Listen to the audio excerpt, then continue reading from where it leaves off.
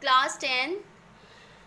आज हम पढ़ेंगे हिस्ट्री का थर्ड चैप्टर जिसका नेम है nationalism in India. Nationalism in India chapter का ये थर्ड पार्ट है। इससे पहले भी हम 2 पार्ट्स पढ़ चुके हैं। अगर आपने वो पार्ट्स नहीं किए हैं तो डिस्क्रिप्शन बॉक्स में जाकर आप उसका लिंक देख सकते हैं और वो भी आप पार्ट्स ज़रूर पढ़ें। ओके, तो चलिए बढ़ते हैं हमारे आज के टॉपिक के साथ जिसका नेम है towards civil disobedience. In February 1922, Mahatma Gandhi decided to withdraw the non-cooperation movement. फरवरी 1922 में महात्मा गांधी जी ने डिसाइड कर लिया था कि अब हमें नॉन कोऑपरेशन मूवमेंट को विथड्रॉ कर देना है, बंद कर देना है। ये ऐसा उन्होंने क्यों किया था? क्योंकि ये जो मूवमेंट था इसमें बहुत ज़्यादा मार काट हो रही थी। ये मूवमेंट पूरी तरह से वायलेंट हो चुका था और वो नॉन वायलेंस से स्वराज को प्राप्त करना चाहते थे। एक ये कारण था नॉन कोऑपरेशन मूवमेंट को बंद करने का। सेकंड थिंग क्या है, ये आपको क्वेश्चन भी आ सकता है सीधा सीधा। Within the Congress some leaders were now tired, और कुछ जो नेता लोग थे जो सपोर्ट कर रहे थे वो भी अब थक चुके थे, क्योंकि इतना बड़ा मूवमेंट जो चलाना कोई आसान नहीं होता। और थर्ड थिंग जो थी, कांग्रेस के कुछ लीडर्स प्रोविजनल काउंसिल के इलेक्शन में हिस्सा लेना चाहते थे। वो ब्रिटिशर्स को अपोज करना चाहते थे, उनकी पॉलिसीज़ को।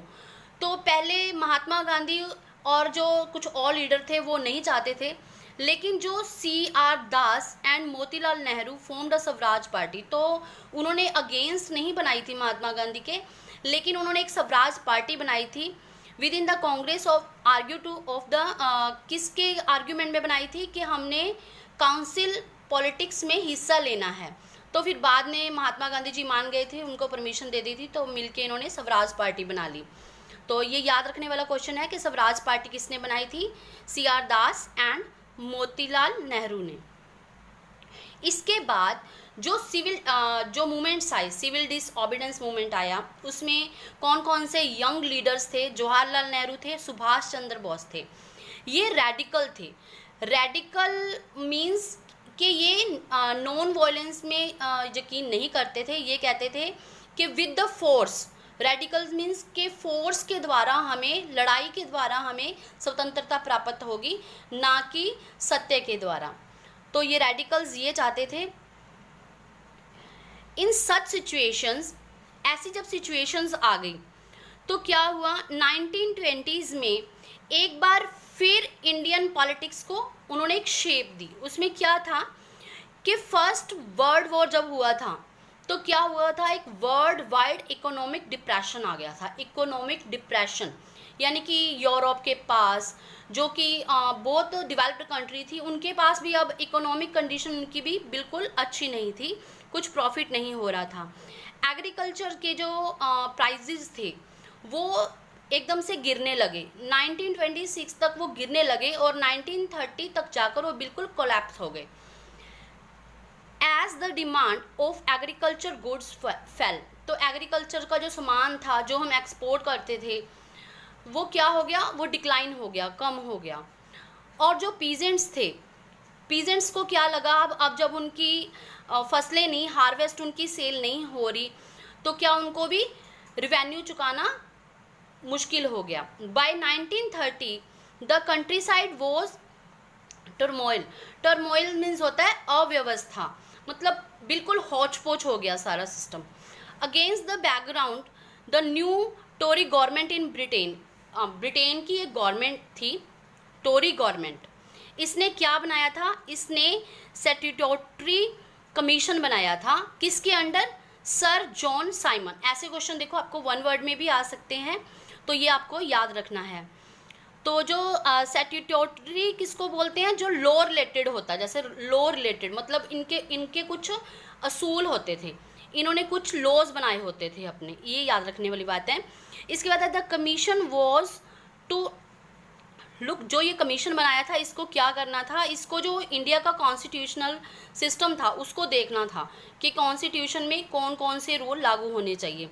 बट प्रॉब्लम क्या थी यहाँ पर प्रॉब्लम ये थी कि ये जो कमीशन बनाया गया इसमें इंडियन मेंबर कोई नहीं था, ऑल वर ब्रिटिशर्स, सारे ब्रिटिशर्स थे। तो इंडियंस को एक बार फिर से अपने सेल्फ रिस्पेक्ट को उनको धक्का लगा कि हमारा ही कॉन्स्टिट्यूशन बनना है और हमारे ही इंडिया का कोई भी मेंबर क्या इस काबिल नहीं है कि उसको कमीशन का मेंबर बनाया जा सके।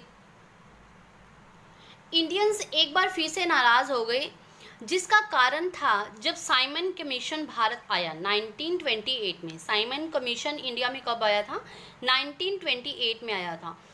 तो इसके जो स्लोगन्स, इसके खिलाफ इंडियंस ने कहा कि गो बैक साइमन, साइमन देश से वापस चले जाओ। तो लोगों में एक रोष था, including the Congress and Muslim league. Congress party और मुस्लिम लीग ने डेमोन्स्ट्रेशंस मीन्स जो भी रैलीज वगैरह निकाली गई उसमें पूरी तरह से पार्टिसिपेट किया। और वहाँ उस समय वायसरॉय कौन थे? Lord Irwin. उन्होंने अक्टूबर 1929 में अनाउंस किया कि एक टेबल कॉन्फ्रेंस होगी, राउंड टेबल कॉन्फ्रेंस। ये फर्स्ट राउंड टेबल कॉन्फ्रेंस थी, इसमें महात्मा गांधी जी ने एग्री नहीं किया था, इसलिए महात्मा गांधी जी नहीं आए थे, क्योंकि लॉर्ड इरविन ने कहा था कि एक डोमिनियन स्टेटस मीन्स कि इंडियंस को पावर दी जाएगी, क्योंकि वो इंडियंस जो कमीशन के खिलाफ थे, तो इन्होंने यहाँ पर एक फ़ायदा उठाने की कोशिश की, इंडियंस को अपने साथ मिलाने की कोशिश की। इन्होंने कहा कि इंडियंस को हम पावर देंगे, लेकिन जो रियल पावर है ऊपर गवर्नमेंट जो होगी वो ब्रिटिशर्स की होगी। लेकिन जो कांग्रेस लीडर थे वो सेटिस्फाई नहीं थे। अब जवाहरलाल नेहरू, सुभाष चंद्र बोस जो यंग लीडर्स थे उनको और ज़्यादा गुस्सा आ गया। लेकिन लिबरल्स एंड मॉडरेट्स, हमने रेडिकल्स पढ़ा था पीछे, रेडिकल्स जो विद्रोही होते हैं, जो वायलेंस चाहते हैं, लेकिन लिबरल्स जो होते हैं, जो मतलब है तो भी ठीक है, नहीं है उनका राज तो भी ठीक है, हर सिचुएशन को वो सेटिस्फाई करते हैं। तो ये होते हैं लिबरल्स एंड मॉडरेट्स, जो कह रहे हैं कि हम हाँ ब्रिटिशर्स के अंडर काम करने के लिए तैयार हैं। लेकिन जो हमारे यंग लीडर्स थे लाइक जवाहरलाल नेहरू एंड सुभाष चंद्र बोस, लेकिन उनकी उस टाइम हुकूमत ज़्यादा चलती थी, उनकी लोग ज़्यादा मानते थे।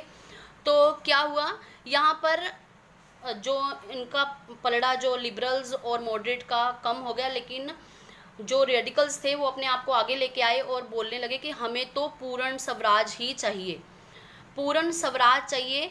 तो उन्होंने 26 जनवरी 1930 को उन्होंने सेलिब्रेट करने के लिए कहा कि हम इंडिपेंडेंस डे सेलिब्रेट करेंगे, जैसे कि अब भी हम 26 जनवरी 1950 को जो हमारा संविधान लागू हुआ था, तो 26 जनवरी का दिन मनाया जाता है, ये इसी याद में मनाया जाता है। इसके बाद है, so Mahatma Gandhi had find the way to relate the abstract idea of freedom to more concrete issue of everyday life. तो जो महात्मा गांधी जी थे वो डेली लाइफ से उन इश्यूज को जोड़ते गए। नेक्स्ट हमारा पॉइंट है the salt march and the civil disobedience movement. Civil disobedience movement जब चल रहा था उसमें गांधी जी ने एक सॉल्ट मार्च भी किया था, जो हम छोटी क्लासेस से पढ़ते आ रहे हैं। Mahatma Gandhi found the salt was powerful symbol could unite the nation. Mahatma Gandhi ji को लगा कि जो नमक है, नमक तो सारी दुनिया ही यूज़ करती है, अमीर भी गरीब भी, तो ये एक यूनाइट करने का नेशन को एक अच्छा रीज़न बन सकता है। इसीलिए ऑन 31 जनवरी 1930 ही सेंट अ लेटर, उन्होंने एक लेटर सेंड किया वायसराय को, इरविन, जिनका नाम इरविन था। उन्होंने इसमें अपनी 11 डिमांड्स रखी थी, जिनमें से एक ये थी कि अगर आप नमक पर टैक्स लगाओगे तो हम ये नमक यूज़ नहीं करेंगे, सॉल्ट टैक्स अगर होगा। लेकिन इरविन ने उनकी कोई भी बात मानने से मना कर दिया था, जिससे महात्मा गांधी जी ने क्या किया था, Mahatma Gandhi ji declared most oppressive face of British rules. तो उन्होंने लोगों को अब अवेयर करना शुरू कर दिया था कि ये हमारी अब कोई बात नहीं मान रहे, तो हमें सॉल्ट मार्च करना होगा। Mahatma Gandhi's letter was in a way an ultimatum. If, उन्होंने बोला था महात्मा गांधी जी ने इरविन को, if the demand was not fulfilled, अगर डिमांड फुलफिल नहीं होगी तो 11 March the letter started Congress would launch a civil disobedience campaign, कि हम एक सिविल डिसऑबिडेंस कैंपेन करेंगे अगर हमारी डिमांड्स पूरी नहीं हुई। तो इसमें 78 लोग थे वॉलंटियर्स वो होते हैं जो अपने आप किसी काम को करने के लिए आगे आते हैं। तो उन्होंने 240 माइल उन्होंने चलकर कहाँ तक यात्रा की थी? गांधी आश्रम इन साबरमती, गांधी जी का एक आश्रम था साबरमती में, वहाँ से लेकर गुजरात के कोस्टल एरिया, तटीय एरिया जिसका नाम है दांडी, वहाँ तक इन्होंने पैदल यात्रा की थी। और जो वॉलंटियर्स थे वो 24 दिन तक इस तरह पैदल चलते रहे थे। तो उन्होंने लास्ट पर क्या किया था? On 6 April he reach Dandi, और 6 अप्रैल को वो दांडी पहुंच गए थे। वहाँ पर गांधी जी ने वाटर को बॉयल किया और नमक बनाने की एक प्रक्रिया स्टार्ट की, जिसको दांडी मार्च बोला गया। This mark beginning of civil disobedience movement. तो ये शुरुआत थी जो नमक ग्रह था, ये सत्याग्रह, ये एक शुरुआत थी किसकी? सिविल डिसऑबिडेंस मूवमेंट की। तो दांडी मार्च के बाद 1921 और 22 के आसपास लोगों ने कॉलोनियल जो लॉ थे उनको ब्रेक करना स्टार्ट कर दिया, बाइकआउट करना स्टार्ट कर दिया। जैसे नॉन कोऑपरेशन मूवमेंट में लोगों ने किया था कि शराब की दुकानों के आगे पाबंदी लगा दी थी। पीजेंट्स जो थे वो फिर से अपने जो ग्रेज कैटल्स को लेके फॉरेस्ट में जाने लगे थे और वो वॉयलेंट करने लगे थे, फॉरेस्ट में जाकर लोगों को मारने लगे थे। तो इस तरह का फिर मूवमेंट उन्होंने स्टार्ट कर दिया था। इसके बाद क्या हुआ था?